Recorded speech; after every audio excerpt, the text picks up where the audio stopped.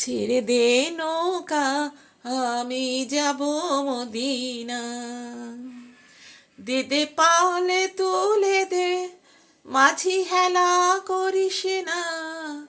ছেড়ে দে নৌকা, আমি যাব মদিনা। কাজ না থাকলে যা হয় আর কি। বাড়িতে জমেছিল প্রচুর ছোট ছোট নতুন কাপড়ের টুকরো, আর কিছু জোগাড় করেছি দর্জির দোকান থেকে। তারপর তাকে জুড়ে জুড়ে জুড়ে জুড়ে তৈরি করেছি এই বাউল কাঁথাটা।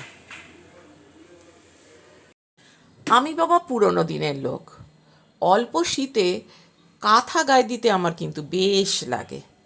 আর শীতে কাঁথা গায়ে না দিলে মনে হয় যেন কী যেন একটা অপূর্ণই থেকে গেল।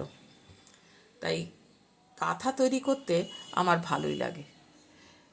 আর এরকম আরেকটাও কাঁথা তৈরি করেছি আমি, সেটা আমার বাড়িতেই রয়েছে, পরে ভিডিও দিচ্ছি।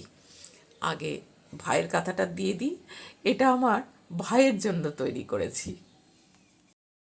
আমার ভাইয়ের এরকম অন্যরকম কিছু জিনিসের ওপর ভীষণ ভালোবাসা, তাই ওর জন্য তৈরি করেছি এই বাউল কাঁথাটা। প্রথমে এই টুকরোগুলোকে কেটে নিয়ে তারপরে জুড়ে জুড়ে ওপরে কিছু যেখানে ফাঁকা জায়গা পেয়েছি সেখানে কিছু লিখে, সেটাও সেলাই করা করে, তারপরে নিচে একটা সুন্দর কাপড় লাগিয়ে এই কাঁথাটা তৈরি করেছি।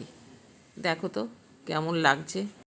ছেড়ে দে নৌকা, আমি যাব মদিনা।